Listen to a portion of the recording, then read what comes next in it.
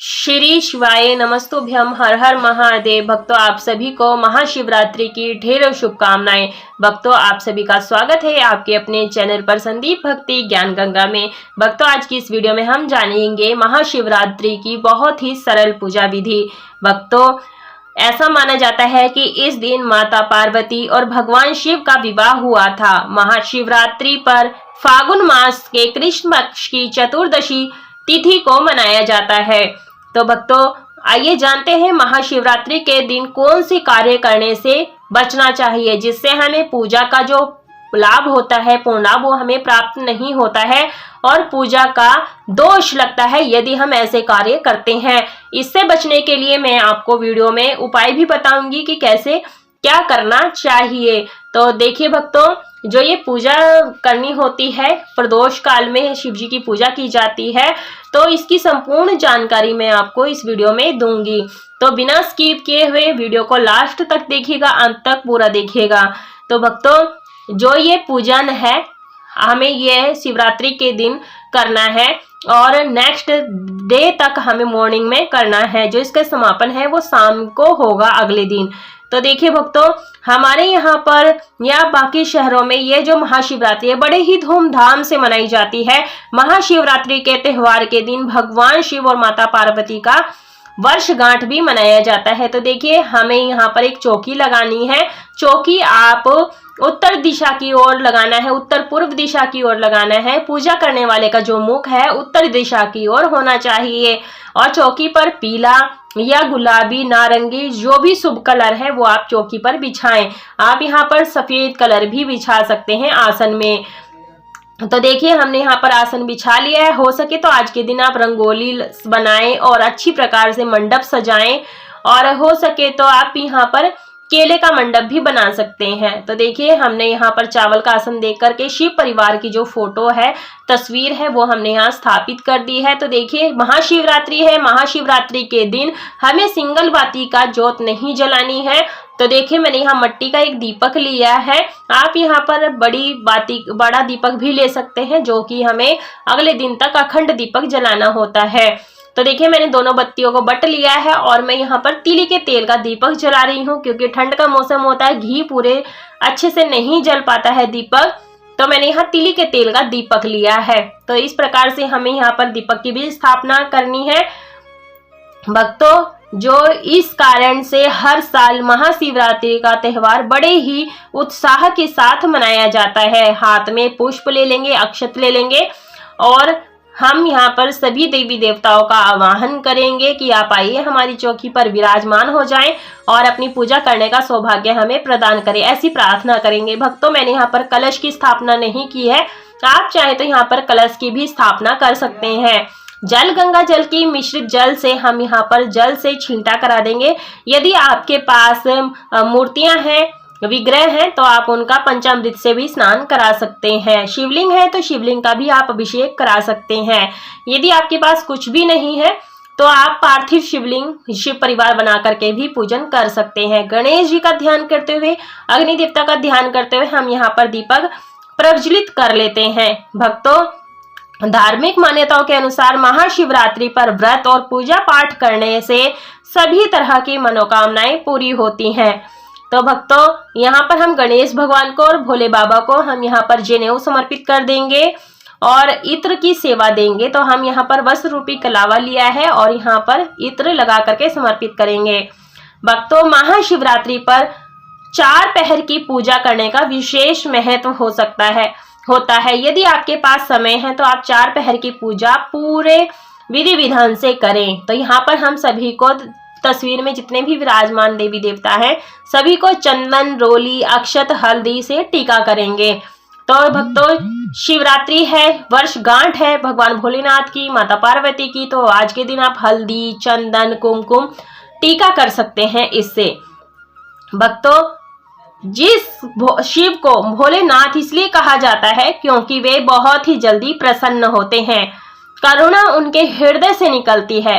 ऐसे में शुद्ध मन और पूरे विधि विधान से उनकी पूजा निश्चित रूप से फल देती है। तो हम यहाँ पर दीपक का भी पूजन करते हुए चलेंगे। भक्तों, सुबह स्नान के बाद भगवान शिव की पूजा के लिए आप पहले हाथ में जल, गंगा जल ले ले, संकल्प करें कि आप किस तरह का व्रत और पूजन करेंगे। स्नान आदि कार्यों से करने से के बाद में सबसे पहले आप सूर्य देव को अर्घ्य देंगे। उसके बाद में आप शिवालय जाएं, शिवलिंग का अभिषेक करें पूरी विधि विधान से, क्योंकि शिवालय में भीड़ ज्यादा होती है। तो आप जैसा भी पूजन कर पाए कर लें और घर पर आकर के आराम से आप इस तरह से पूजन करें। आप शाम के समय प्रदोष काल में भी करें, लेकिन 4 पहर की पूजा जरूर से करनी चाहिए यदि आपके पास समय है। तो यहाँ पर हम गणेश भगवान को दूर्वा, गुड़हल का फूल नहीं मिल पाया है तो आप गुलाब का फूल समर्पित करें। भगवान भोलेनाथ को, माता पार्वती को गुलाब का फूल समर्पित करेंगे। जो भी आपके पास उपलब्ध हो आप वैसा पूजन करें, फूल समर्पित करें। भक्तों, घर के देवालय या किसी शिवालय में जाकर गंगा या पवित्र जल से जलाधार अर्पित करें। तो इस प्रकार से हमें भगवान की पूजा करनी है और पूजन के दौरान आप ओम नमः शिवाय मंत्र का जाप करते रहें, रटन जरूर से करते रहें। जो लोग व्रत करते हैं व्रती को, और जो नहीं व्रत करते हैं वो भी ओम नमः शिवाय मंत्र का जाप करें, उसे विशेष फलों का लाभ प्राप्त होता है। बेलपत्र, भगवान को बेलपत्र आप अपनी मनोकामना बोलते हुए चंदन की बिंदी लगाते हुए समर्पित करना है। जो भी आपकी इच्छा है प्राप्त करने की वो बोलते हुए भगवान भोलेनाथ को समर्पित करेंगे। आप यहाँ बेलपत्र 5, 7, 3, 9 विषम संख्या में समर्पित कर सकते हैं। भक्तों, कुछ ऐसी रात्रियां होती हैं जो सिद्धि रात्रि कही जाती हैं, यानी कि कुछ ऐसी रात्रि होती है जो साधना के लिए बहुत ही विशेष होती हैं। उनमें से शरद पूर्णिमा की रात्रि, दिवाली की रात्रि, महाशिवरात्रि की रात्रि। महाशिवरात्रि जो है वो 2 बार आती है, एक फागुन मास में और एक दूसरी श्रावण मास में।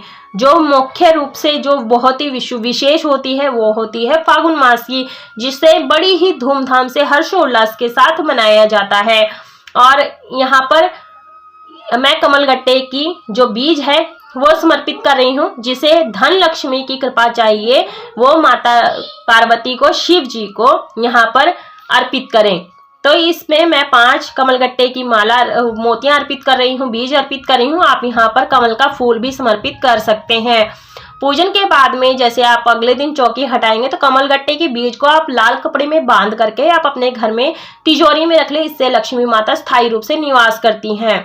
उसके बाद में जल का भोग लगा देंगे और सफेद मिठाई का भोग लगा देंगे। आप यहाँ पर आटे से बना हुआ हलवे का भोग लगा सकते हैं, घर की कोई भी बनी हुई मिठाई का भोग लगा सकते हैं। ऋतु फल में आप यहाँ पर जो भी उपलब्ध हो आप उसका भोग लगाएं, लेकिन आप हो सके तो बेर का भी भोग जरूर से लगाएं। तो देखिए, हमें आज के दिन हमें क्या नहीं करना चाहिए। आज के दिन हमें काले और नीले कपड़ों से बचना चाहिए। महाशिवरात्रि पर स्नान किए बगैर कुछ ना खाएं, व्रत नहीं है तब भी स्नान किए बगैर भोजन ना ग्रहण करें।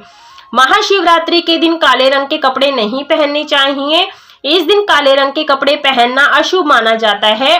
साथ ही साथ शिवलिंग पर चढ़ाए जाने वाले प्रसाद को ग्रहण ना करें, क्योंकि इससे दुर्भाग्य आता है। ऐसा करने से धन हानि भी हो सकती है। तो जो भी भोग प्रसाद समर्पित करें उसमें बेलपत्र जरूर डालें, इससे भगवान भोग प्रसाद सहज स्वीकार कर लेते हैं।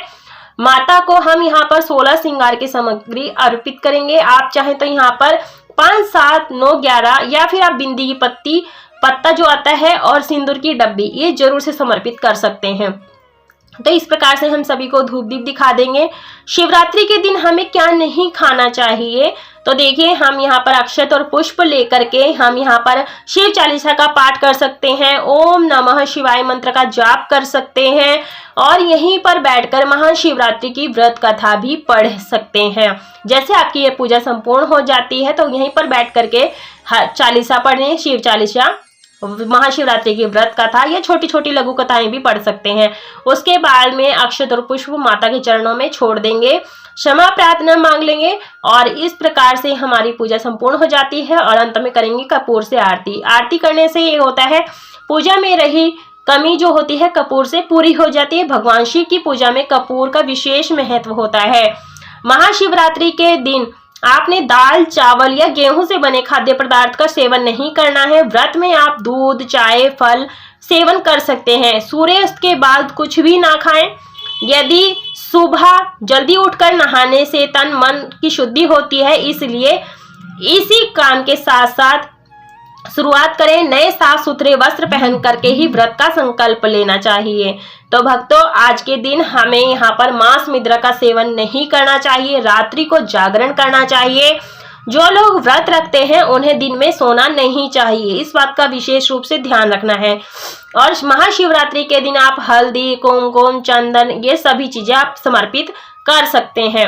उसके बाद में हमने दीपक को, आरती को ठंडा कर दिया है और सभी चीजों को जल से मिनस देंगे। मिनसने से होता है जो भोग प्रसाद होता है भगवान सहज स्वीकार कर लेते हैं। और दक्षिणा आप अपने सामर्थ्य के अनुसार से 21-51 जरूर से अर्पित करें, इससे पूजा में रही जो भी कमी होती है वो दक्षिणा से पूर्ण हो जाती है। तो भक्तों, पूजा में जो भी आप सामग्री यूज करें वो पूर्णता होनी चाहिए, खंडित वस्तुएं नहीं होनी चाहिए। जैसे कि अक्षत हो गए, बेलपत्र हो गए, ये टूटे फटे नहीं होने चाहिए, इस बात का ध्यान रखना है। तो भक्तों, शिवरात्रि के दिन आपको केतकी के फूल नहीं चढ़ाने हैं, ना ही चंपा चमेली के फूल चढ़ाने हैं। तो आप यहाँ पर मदार के आंकड़े के फूल वगैरह चढ़ा सकते हैं, इस बात का विशेष रूप से ध्यान रखना है। और व्रत वाले दिन, व्रती को महाशिवरात्रि के दिन या कोई भी व्रत हो, आप एक दिन पहले महिलाएं सिर धो लें, उसके बाद व्रत करें। और छल कपट पर निंदा चुगली नहीं करनी है, इस बात का विशेष रूप से ध्यान रखना है। और भक्तों, आज के दिन हमें पूरी रात्रि जागरण करना है। ये पूजा विधि आपको कैसी लगी? वीडियो को लाइक, शेयर, सब्सक्राइब जरूर से कीजिएगा। कमेंट